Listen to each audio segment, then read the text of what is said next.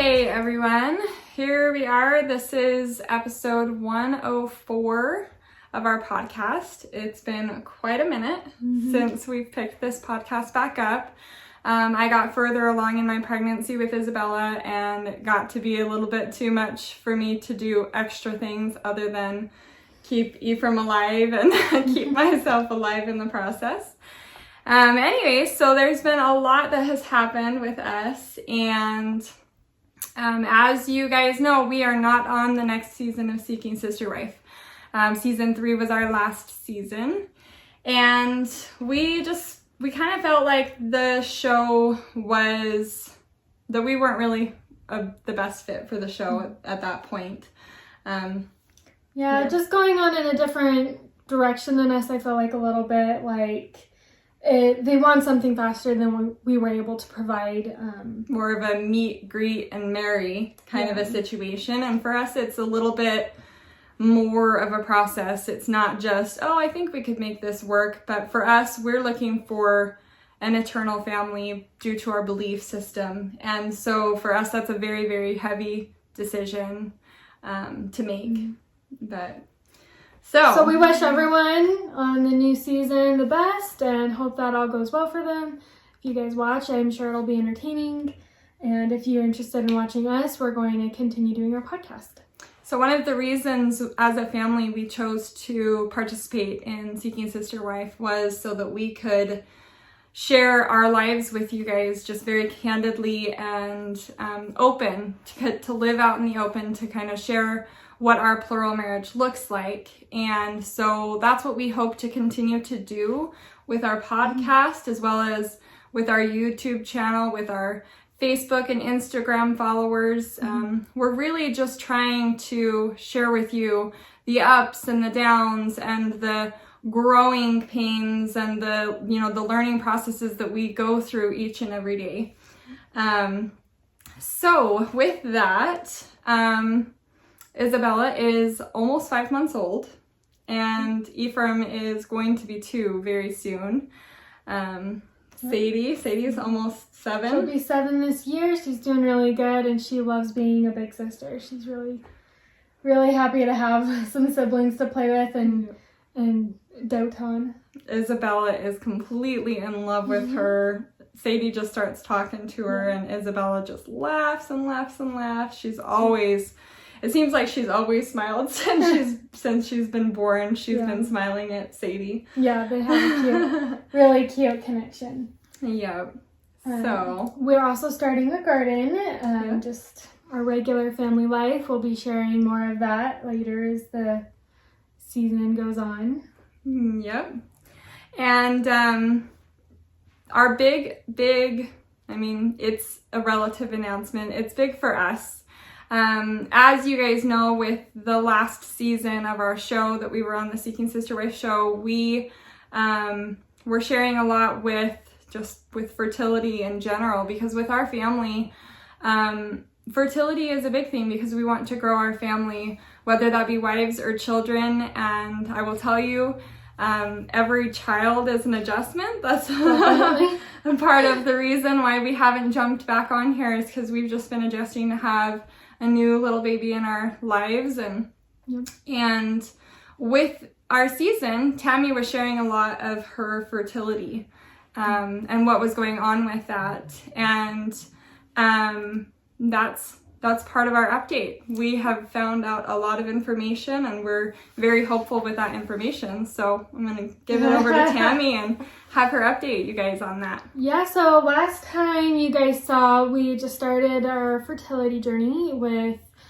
just seeing the doctor, starting some medication, blood work, just the general works, just getting started with all of that. And in the process of all of that, I ended up getting pregnant, and then I had a miscarriage, and it was really rough on us all because it had gone far enough that we thought that it was going to work this time, and then it didn't.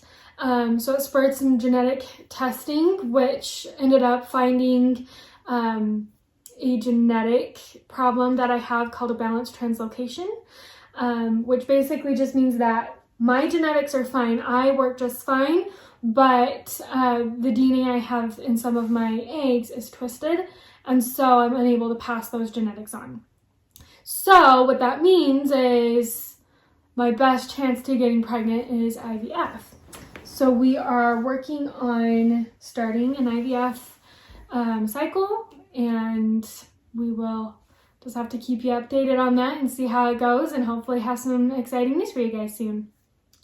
Yes, keep us in your prayers and all what they call in the fertility world sticky vibes, and you know, it's a lot more of a process with the genetic condition. We're looking for good eggs.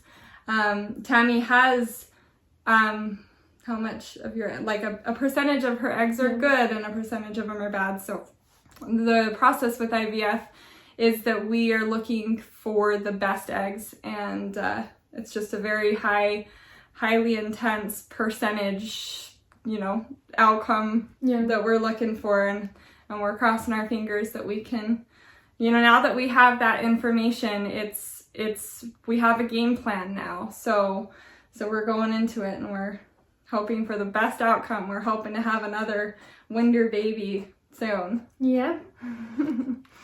So yeah, anything else? What about the difference between, because I've heard of unbalanced translocation and balanced. So were you saying you're the balanced translocation and your children could, like, all of your eggs are the unbalanced, like some of them are unbalanced? Yeah, so I have a balanced translocation, which means I work, but my eggs, some of them don't. The other one is unbalanced. If you're unbalanced, your DNA is not formed in a way that it will work.